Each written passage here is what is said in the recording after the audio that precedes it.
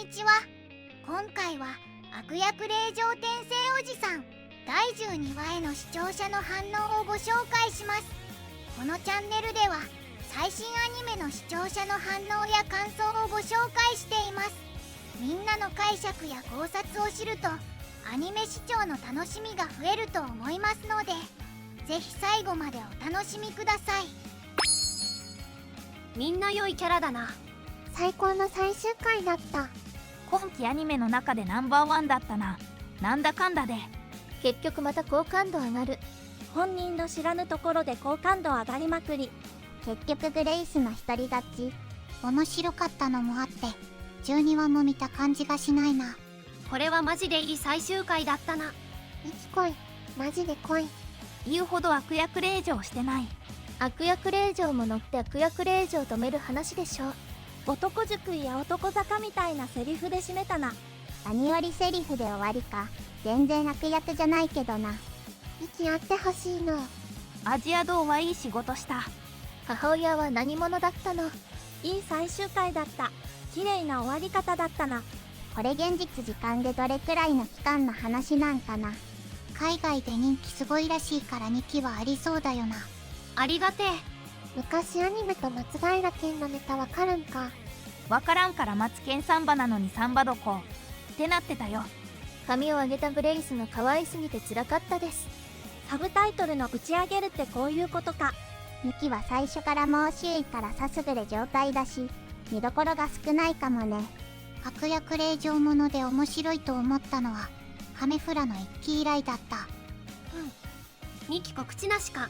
最後の最後に原作者来た。エンドカード2枚って1話短縮されたのか。最終回サービスだろ。悪役令嬢の中の人のコミカライズの人か。おーい、ミキはさすがにストックないしね。リシャールが親父ギャグで劇を破壊するところだったが、さすがに空気読んで我慢したか。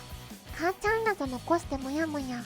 母親も転生者妖精ナビ付きのあの妖精は母親のビーストかもしれないけど、あの学園の卒業生だし詳細不明なんだよね。面白かったが続きは望めそうにないのか。物語は途中だけど綺麗にまとまった良い最終回だった。2期発表来なかった残念。円盤動向を見て決まるのか。典型的な綺麗にまとまった俺たちの戦いはこれからだ最終回だった。悪役なのに全く役目果たさないのがある意味悪いな。主人公の恋路を妨害するという最大の役割は果たしてるだろう。役目を果たす気はちゃんとあるんだ。ただねがいい人すぎてアンナみたいな良い子にきつく当たれないだけで。悪役とは一体。良いまとめだったよミキ。面白かったな。2期はいつなんだ。原作のストックがね。そんなに使ったん。原作結構やってそんなイメージだったが。十分あるぞ。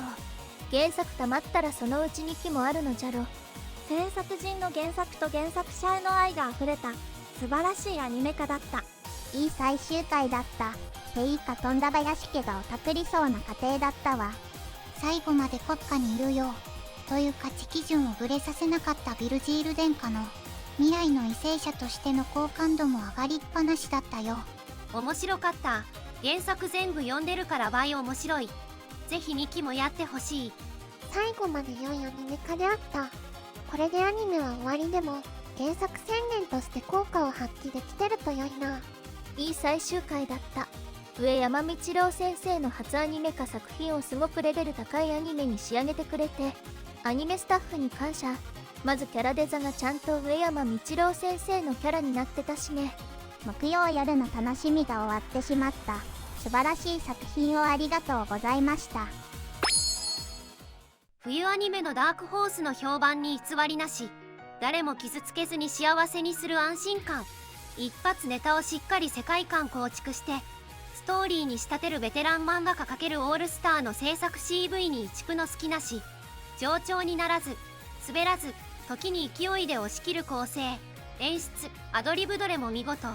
学園祭で楽しく最終回。エレガントチートでうまくいかない演技をみんなの協力で乗り越えていく感じ。集大成感が強くてよかったな。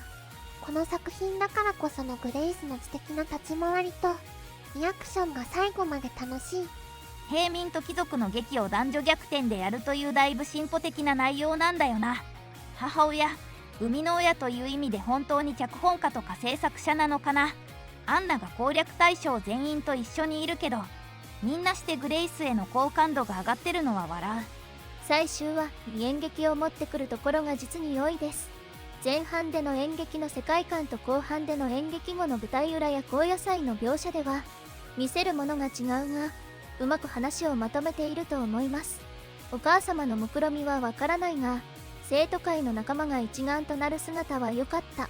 演劇の最中にジャクリーヌ、母、パレオポルド、父との会話で、想像していたよりもよくやってくれているようでと、グレイスやメンバーに対して称賛しているように見えるところ、実はグレイスに対してではなくケンザブローに対してなのでは、違和感があるのよね。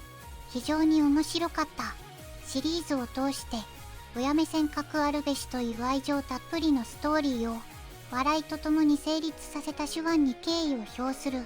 2期への伏線も十分で、今後の展開が早く見たい。百聞は一見にしかずの典型例だった。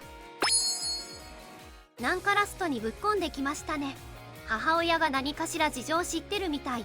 あとグレイスの精神世界で檻に閉じ込められてたグレイス本人の話もあれ以降ノータッチだし、どっかで根本からひっくり返すような何かが起こりそう。リュカの起点でエレガンとチートの問題も解決して男女逆転劇は大成功。リュカのハマり役ぶりもさることながら、アンナの演技力の高さには目を見張りました。それにしてもジャクリーヌと共にいた謎の存在は一体。転生の謎といい続編を期待したいです。最終回、厄介世界で無双できるのはちゃんとした社会人であって、引きこもりの小僧ではないんだよね。そういった現実をオタクたちに分からせたところが良かった。よくある悪役令嬢ものとは全く違うユニークな設定。富田林家の母子が昏睡状態のお父さんを乙女ゲーム上で手助けとは、おじさんの経験値を生かす悪役令嬢とは、井上和彦さんの歌唱もあり、娯楽アニメとして秀逸でございました。素直に面白いアニメだった。おじさんが悪役令嬢に転生するという一発ネタみたいな設定で、しっかり面白い長編が仕上がってるの素晴らしい。アニメとしても良い出来だったし、ぜひ2期が見たいです。最終回、みんなに支えられて劇を成功させて、最後は特大のさすぐれが待っていて綺麗な大団円だったのです。手落ちアニメかと思いきや、最後まで意外と楽しめました。最終話で意味深な設定が開示されるあたりは、続きは原作を読めってことですね。最後までご視聴いただき、ありがとうございました。皆さんのご感想や注目ポイント、考察などありましたら、コメントで教えていただけると嬉しいです。このチャンネルでは、最新アニメの視聴者の反応や感想をご紹介しています。ぜひチャンネル登録とグッドボタンをよろしくお願いします。それではまた次回の動画でお会いしましょう。